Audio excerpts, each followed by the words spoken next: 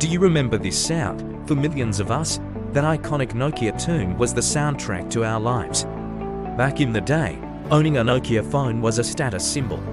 They were tough, reliable, and the battery lasted for what felt like an eternity. Remember the 3310? That thing was a legend, an indestructible brick that could survive just about anything. And Snake, we spent hours on that simple, addictive game. In 2007, Nokia was on top of the world. They held nearly half of the global mobile phone market.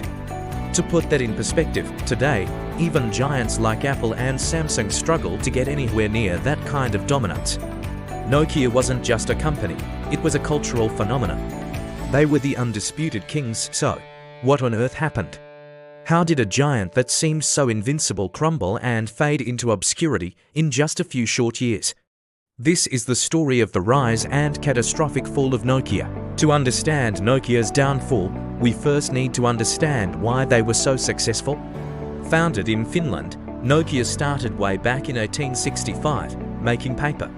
Over the next century, they expanded into rubber, cables, and eventually electronics.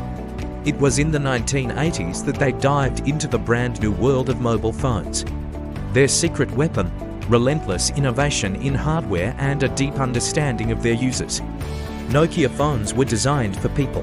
They were intuitive, durable, and came in all shapes and sizes, catering to different tastes and budgets. They were pioneers in making phones smaller, adding color screens, and introducing the first phone with a built-in camera. Their supply chain was a masterpiece of efficiency, allowing them to produce phones at a massive scale and get them into the hands of customers all over the globe. Their business model was simple but effective: build great hardware, sell it for a profit. For a long time, this worked brilliantly. They were the gold standard. But then, on January 9, 2007, everything changed. On a stage in San Francisco, Steve Jobs unveiled a device that would turn the entire industry on its head: the first iPhone. At first, Nokia's executives weren't worried. They looked at the iPhone and saw its flaws. It was expensive, the battery life was poor, and the network it ran on was slow. One Nokia executive famously scoffed, saying it was just a niche product. They believed their superior hardware and brand loyalty would protect them. They saw the iPhone as a fancy toy, not a real threat. What they failed to see was that Apple wasn't just selling a phone, they were selling a whole new experience. The iPhone wasn't just a device for making calls, it was a powerful pocket computer. The real revolution wasn't the hardware, it was the software. The intuitive touch interface, the mobile web browser, and most importantly, the App Store, which launched a year later. This is where the two business models diverged dramatically. Nokia's world was all about the device. You buy the phone, and that's the end of the transaction. Apple, on the other hand, was building an ecosystem. The iPhone was the gateway, but the real magic was in the software and services. The App Store created a universe of possibilities. Suddenly, your phone could be a music player, a GPS, a gaming console, a social networking tool. Developers from all over the world could create apps, adding endless value to the iPhone. Apple took a 30% cut of all sales, creating a massive, continuous stream of revenue that Nokia's model simply couldn't compete with. While Nokia was focused on selling you one phone, Apple was selling you an entire platform that kept you locked in and constantly engaged. People weren't just buying a product, they were buying into the Apple ecosystem. Nokia wasn't sitting still, though. They knew software was important. They had their own operating system called Symbian. For its time, Symbian was powerful, but it was also clunky and dated. It was designed for keypads, not touchscreens. Developing for it was a nightmare for app creators. It was fragmented into different versions, making it hard to create an app that worked across all Nokia devices. While Apple had one unified, elegant operating system, Nokia had a messy, aging one. They tried to fix it, pouring resources into a new project called MeeGo, a promising next-generation OS, but internal politics and a lack of clear vision crippled its development. They were too slow, too bureaucratic. The company, that was once a nimble innovator, had become a slow-moving giant, tangled in its own success. As the iPhone's popularity exploded and Google's Android entered the scene with a similar ecosystem-based model, Nokia's market share began to plummet.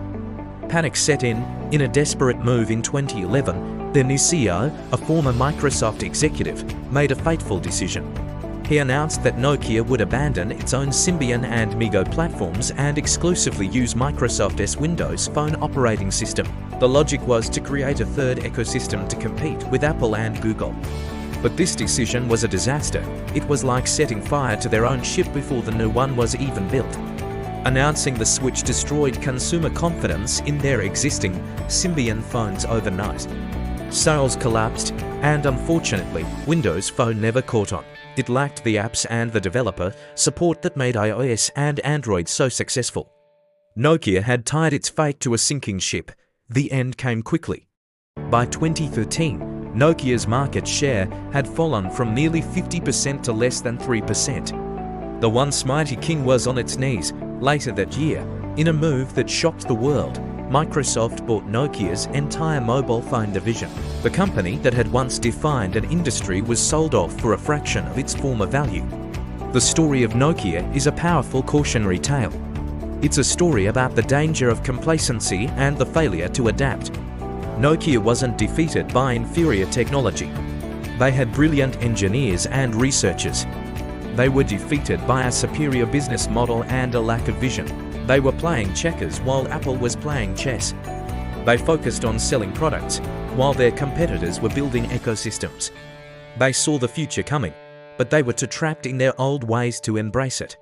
So what's the lesson here? It's that in today's fast-paced world, success is never permanent. The moment you think you're invincible is the moment you become vulnerable. Nokia's story reminds us that innovation isn't just about creating a great product. It's about understanding the bigger picture, anticipating shifts in consumer behavior, and being willing to tear down your old successes to build the future. It's a tough lesson, one that cost the Finnish giant its crown. Thank you for watching. If you found this story interesting, please hit the like button and subscribe for more deep dives into the stories that shaped our world. See you in the next one.